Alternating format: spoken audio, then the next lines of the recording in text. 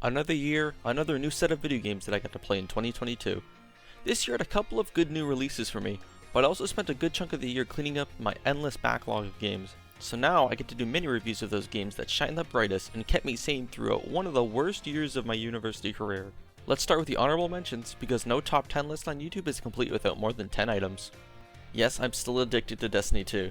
Yes, I have close to 1600 hours played. Yes, I will keep playing it in 2023, and will be first in line to grind out Lightfall on February 28th. All my friends know I play this game way too much, but man, I just can't get enough of it. Through highs and lows, it's always been my comfort game.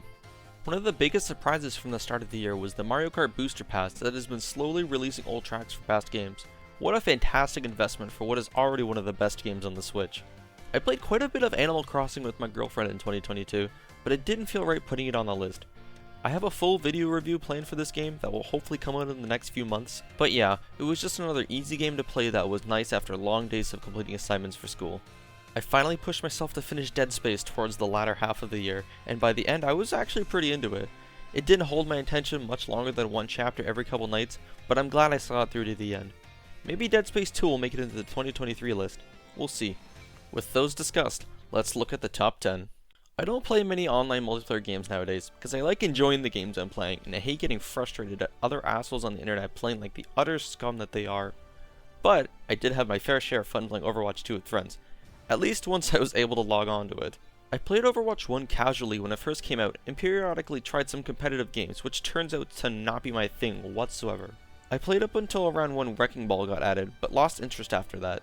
Fast forward to 2022, where Overwatch still feels pretty similar to how it was before, but I feel as though I could appreciate the chaotic fun it offered again while playing casually. So every once in a while, I'll play a few matches of quick play because I can play support and queue times are stupid fast, and I can still have a good time. But needing to pay for new heroes is insulting.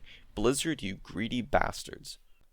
I had no idea what to expect when I loaded up Firewatch for the first time, but I was not disappointed.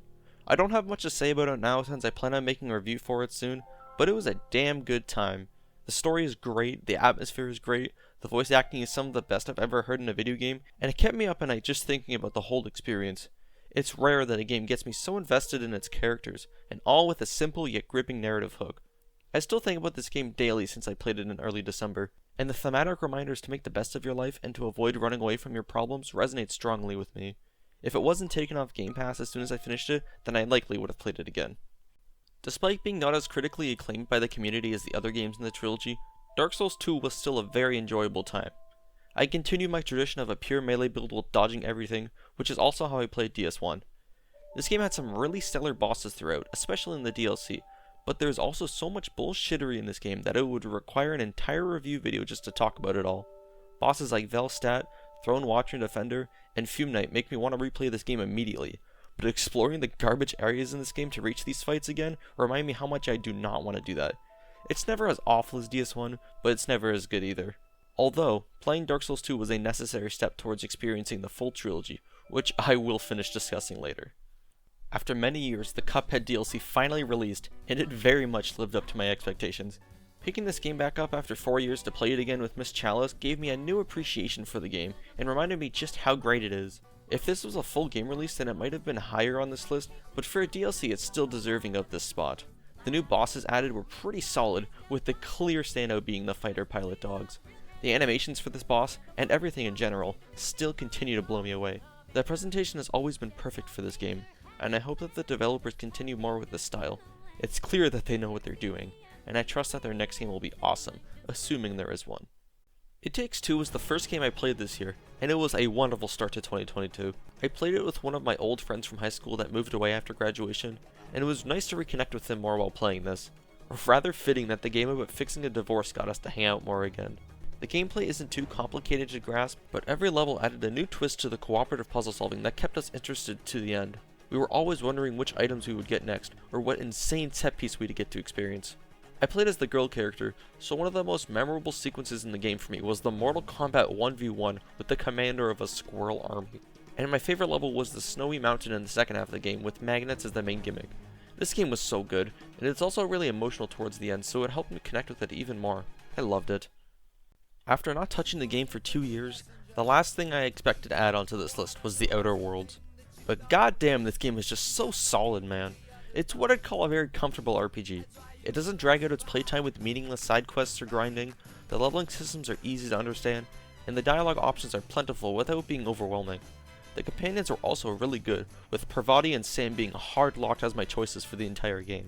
I also appreciated how much of the game you can play differently with skill checks, such as persuading two factions to work together instead of starting a full war, and instantly killing the robot final boss by hacking a single terminal. I completed the main story and both DLCs in 26 hours, and I was left very satisfied with what I'd played. Hopefully Obsidian has more news about the sequel this year, but either way I'm eager to see more from this series. As one of the latest games to release this year, I only just beat the champion in Pokemon Violet yesterday as of writing this script. I had a fantastic time with the game, and it brought a bit of difficulty back into the Pokemon series, which was desperately needed in my opinion.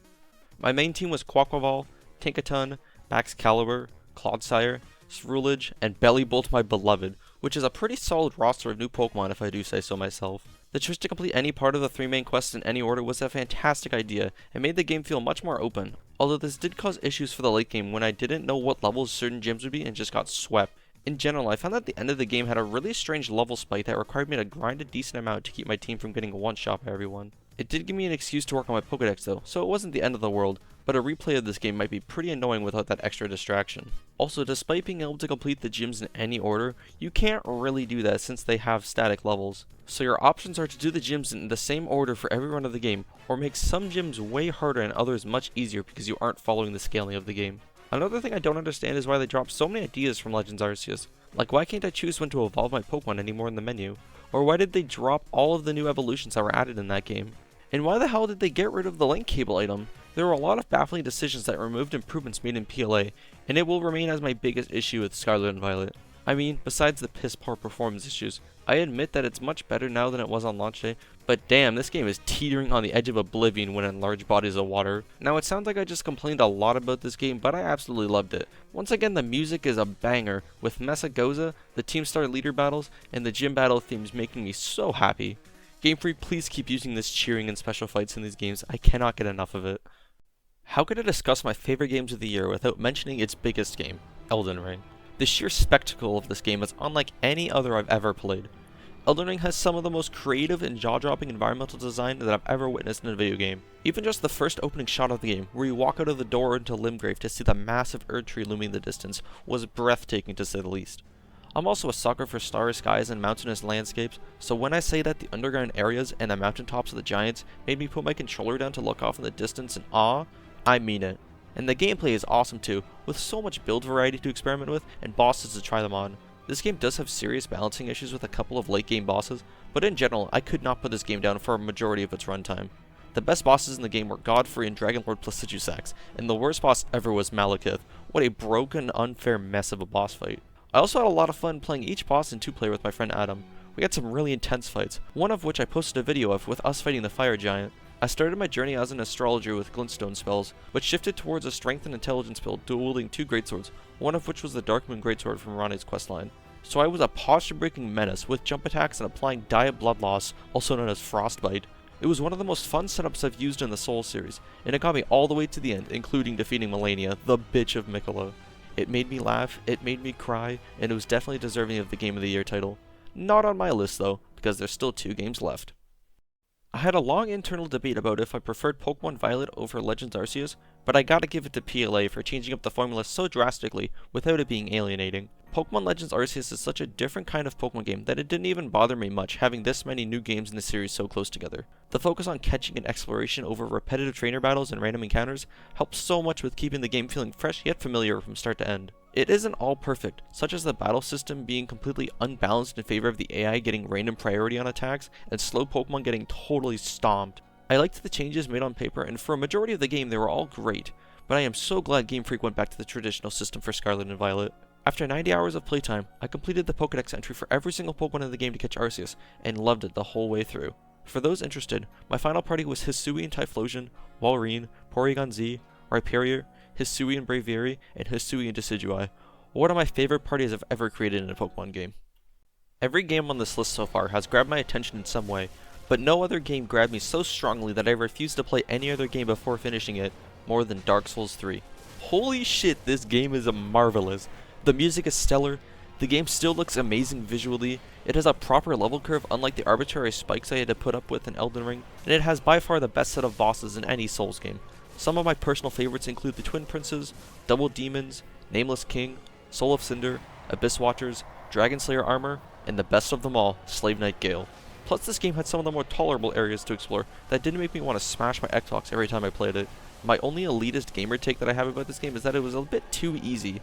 Every boss died so fast, and I wish I would have known that picking the Dex character was easy mode before I got that far into the game. Hell, I beat most of the bosses on my first try. What you're watching for the background footage is my first ever attempt on Gael, yet I didn't struggle that much. I even limited the amount of Estus I carried to keep myself from being completely unstoppable, but that barely ever happened. The only bosses that really had me stumped for a long time were Sister Frida and Dark Eater Midir, but for two different reasons. Frida was genuinely bullshit and felt like an unbalanced Elden Ring boss, and Midir was legitimately hard and what I considered to be the greatest test of endurance in the series. Regardless, Dark Souls 3 is utterly incredible.